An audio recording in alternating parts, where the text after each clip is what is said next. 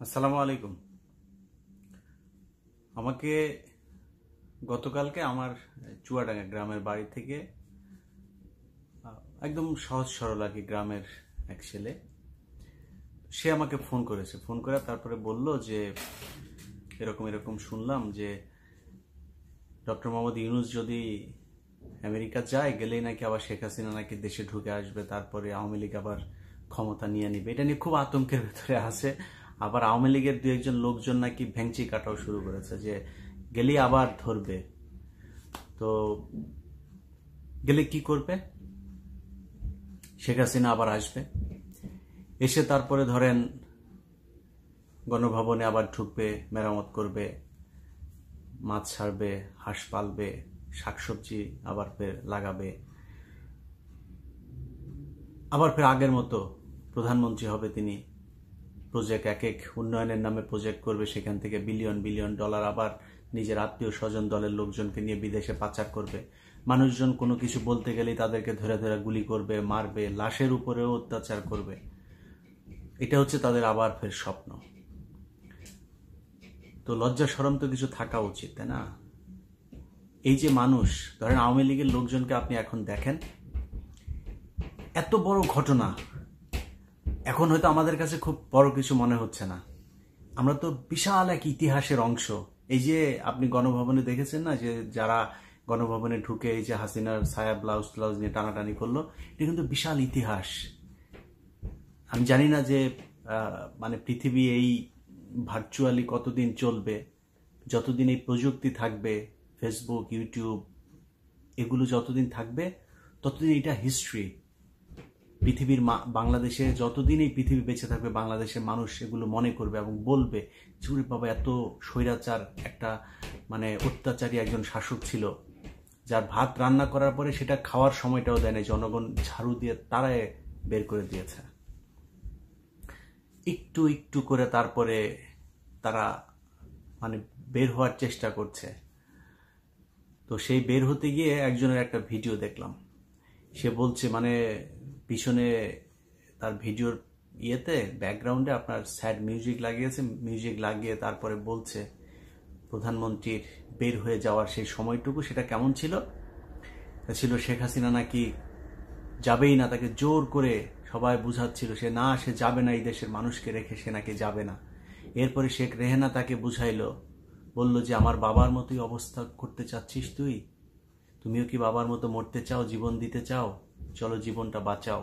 তাকে নাকি বুঝায় টুঝায় তারপরে হেলিকপ্টার। শেখ হাসিনারে তো দেখা মনে হইলো যে মানে লুঙ্গি উদাম করে তারপরে দৌড় দিলে যে অবস্থা, তো ওইভাবে দৌড়ায় হেলিকপ্টারে উঠতেছে। আমরা তো সেই ভিডিওগুলো তো এখন দেখছি। এটা এখন তারা নানান ধরনের ন্যারেটিভ মানুষের সামনে তুলে ধরার চেষ্টা করছে।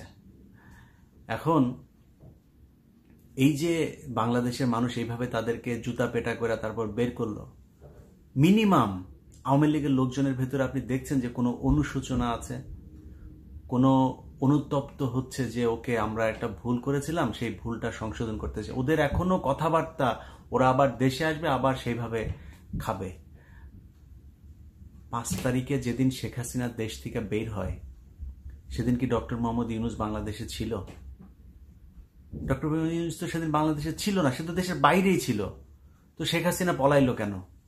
এখন ডক্টর মোহাম্মদ ইউনূস বের হবে আর আপনি চট করে ঢুকে যাবেন, আপনার লোকজন এই স্বপ্ন দেখে। এগুলো শেখ হাসিনার শয়তানি। 2 দিন পর পর নিজে ফোন রেকর্ড করে সেটা ছাড়ে তারপরে বুঝায়। আর তো বলার তো জায়গা নাই। এখন তো মনে করেন শেখ হাসিনা যদি কোনো গণমাধ্যমে কোনো কিছু যদি পাঠায় বা বক্তব্য যদি পাঠায়, তাহলে তো পাশার চামড়া উঠাই দিবে। কোনো টেলিভিশন তো আর ওই ঝুঁকি নিতে যাবে না।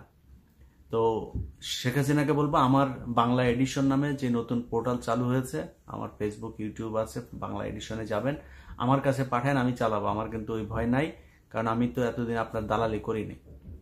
সো আমি চালাইতে, আমার কাছে দিয়েন, আপনার যা যা বলতে মন চায় ম্যাডাম আপনি দিয়েন, আমি চালাবো। এখন এই শেখ হাসিনার কোনো বক্তব্য কেউ চালাইতে পারে না, ও নিজে নিজে ফোন রেকর্ড করে তারপরে পাবলিকের মাঝে একটা উত্তেজনা তৈরি করে। তো উত্তেজনায় যদি আওয়ামী লীগের লোকজনের স্বপ্নদোষ হয়েও যায় না, লাভ নাই তো। আপনি তো আসতে পারবেন না। আপনার একটু মাথার ভেতরে একটা মিনিমাম মানে কমন সেন্স থাকা দরকার, যে আপনাকে শেখ হাসিনা যখন বলছে চট করে ঢুকে যাব, ওই দিনও 2-3 জন বর্ডারে গিয়ে ধরা পড়লো। তো তারা পালাচ্ছে কেন? সে তো চট করে ঢুকে যাবে, তো তারা পালাচ্ছে কেন এখনো? এটা বুঝতে হবে যে তাকে এই দেশে আসার সুযোগ না দেওয়ার জন্য যা যা করা সেটা শুধুই ডক্টর মোহাম্মদ ইউনূস আর বাংলাদেশের ছাত্ররা, জামাত, বিএনপি মিলে করে নাই। এটার জন্য অনেক উচ্চপদস্থ শক্তিশালী হয়ে, মানে কি বলবো, যে আন্তর্জাতিক যে শক্তি, সেই শক্তি এটার পেছনে কাজ করেছে। এমনি এমনি শেখ হাসিনা দেশ থেকে বের হয়ে যায়নি।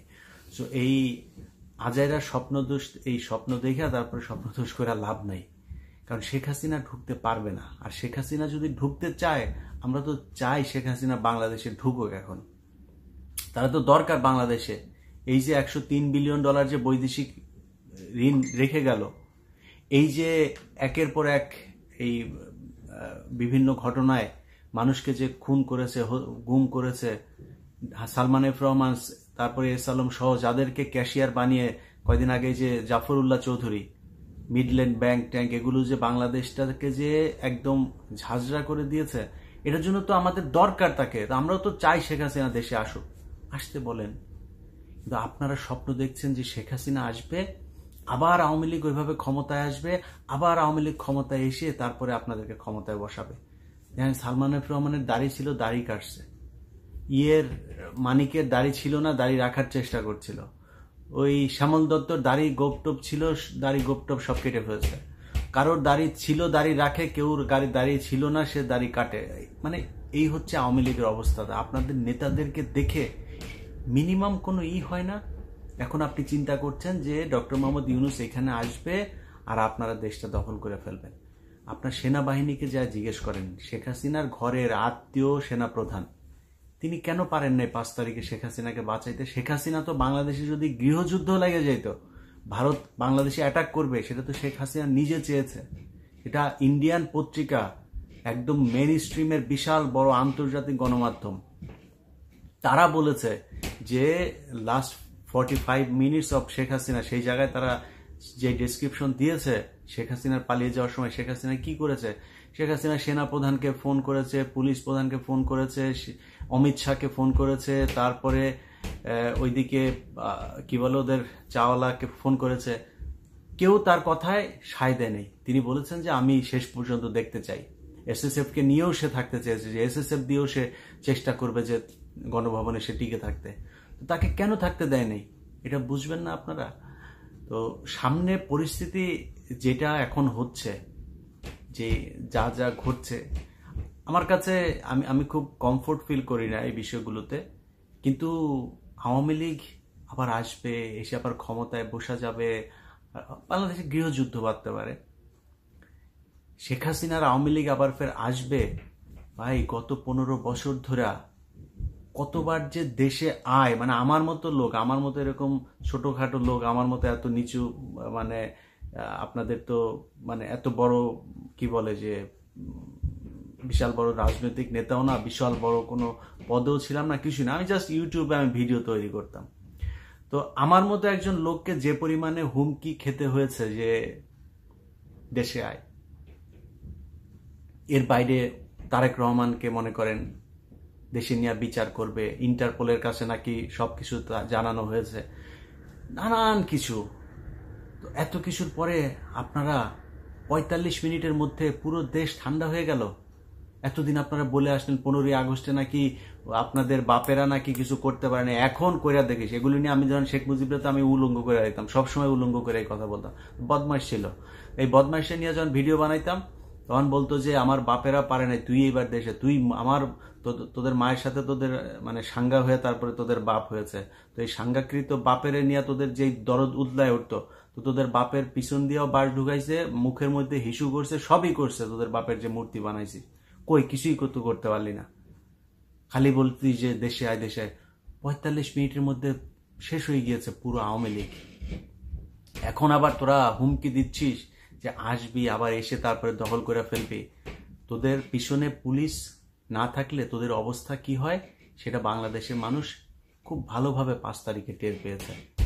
অতএব এই হুমকি ধমকি দিয়া লাভ নাই। যদি তোদের আম্মাকে যদি আবার দেশে নিতে মনে চায়, দেশে নিয়ে যা, দেশে নিয়ে যায়, তারপরে কর। তোদের সাথে কথা বলতে গেলে মানে ধৈর্য ধরে সুন্দরভাবে কথা বলার মতো রুচিটাও থাকে না। তোরা যেই মানে ভাষায় যেইভাবে তোরা কথা বলতে চাস, যেইভাবে উস্কানি দিতে চাস, সেইভাবে কথা বলতে গেলে অনেক খারাপ হইতে হবে না। আমরা তো অত খারাপ হইতে পারবো না। তাই সুন্দর করে বললাম যে বাবা দেশে আয়, তোর মাকে নিয়ে যদি আসতে চাস তোর মাকেও নিয়ে আয়, আমরা অপেক্ষা করছি তোর মা দেশে যাবে, আমরা এটা দেখতে চাই। দেখি আওয়ামী লীগ কত ক্ষমতাশালী, তাহলে বুঝবো যে আসলেই তোরা তো সবসময় বলিস যে তোরা নাকি রাস্তায় পয়দা হুয়া। তো তোরা তো আওয়ামী লীগ যেহেতু রাস্তায় পয়দা হুয়া, তো রাস্তায় পয়দা হুয়ারা রাস্তায় আয়, দেখি কিরকম পারিস, তারপরে বুঝবো না যে কি করতে পারিস। তোদের আম্মার আরেক মধ্য মাতাল এক পুত্র আছে, এই 5,500 বিজ্ঞানী, এই দুইজনে মিলা তোদের উস্কানি দেয়, আর তোরা স্বপ্ন দেখে স্বপ্ন দোষ হয় তোদের। যায় দেশে যা, তোদের আম্মারে আর আম্মার পুত্ররে বল দেশে যাইতে, তোদের না করে নাই তো দেশে যাইতে বল, যায় না কেন? তোদের আম্মাদের আরো আত্মীয় স্বজন আছে, কেউই নাই। তোদেরকে ছাগলের 3 নাম্বার বাচ্চার মতো ব্যয় করায়, আর তোরা এই ছাগলের মতো ডাকাটা এই করিস। যাই হোক, এই ডাকাটা কি বন্ধ কর, হ্যাঁ বন্ধ কইরা এই যে গত 15 বছর তোরা যে মানে মানুষের উপরে যে অত্যাচার নির্যাতন করেছিস, অনেক মানুষই আছে তারা বিএনপি আওয়ামী লীগ এগুলি কোনো কিছুই করে না, ইভেন তারা রাজনীতি পছন্দও করে না, দুই দলের এক দলকে পছন্দও করে না, তারাও এই শেখ হাসিনার বিদায়ে কি পরিমাণে মানে উচ্ছ্বাস, কতটা মানে কি বলবো যে মানে শান্তি অনুভব করছে, কতটা ফ্রি অনুভব করছে। দেখ, এই যে রাস্তায় নেমে এসেছিল সব বিএনপি আর জামাতের লোক, তোর মনে হয় সেটা জীবন দিয়েছে সবাই বিএনপি আর জামায়াতেরই লোক? না, সাধারণ মানুষ কিচ্ছু করে না, জীবনের রাজনীতি বুঝে না করে তারাও নেমে এসছে। সো মিনিমাম তোদের যদি লজ্জা শরম যদি কিছু থেকে থাকে, তাহলে আমি মনে করি যে একটু অনুশোচনা থাকা দরকার। তোরা একটা রাজনৈতিক দল, বিশাল বড় তোদের সমর্থক আছে, আস্তে আস্তে মাপ চায়া তারপরে বল যে আমাদের দলের এই এই মানুষগুলো এই অন্যায় করেছে, আমরা এটা চাই না, আমরা নতুন একটা আওয়ামী লীগ তৈরি করতে চাই, বা নতুন একটা নাম দিয়ে আমরা এই দলটা তৈরি, কারণ আদর্শের তো অমিল আছেই।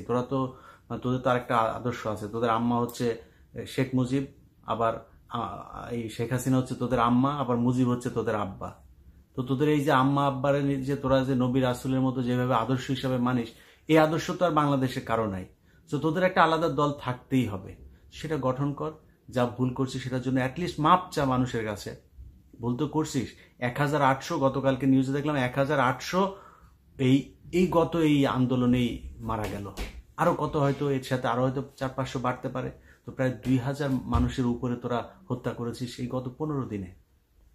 আবার লজ্জা নাই তোর, আবার দলের ক্ষমতায় আসতে চায়, মানুষ তোদেরকে কি করে নিবে। মনে কর আবার আসলি, মনে কর হাইপোথেটিক্যালি চিন্তা করলাম যে তোরা আবার আসলি, আচ্ছা কি করবি? আবার এমনি মারবি? মারার পরে কি হবে? মানে এমনি জোর করে বাংলাদেশে টিকে থাকবি? সম্ভব না। সো শেখ হাসিনার এই যে এই আন্ডা বাচ্চা যেগুলো আছে, সেগুলোর সাথে সাথে আরো অন্যদেরকেও বলতে চাই,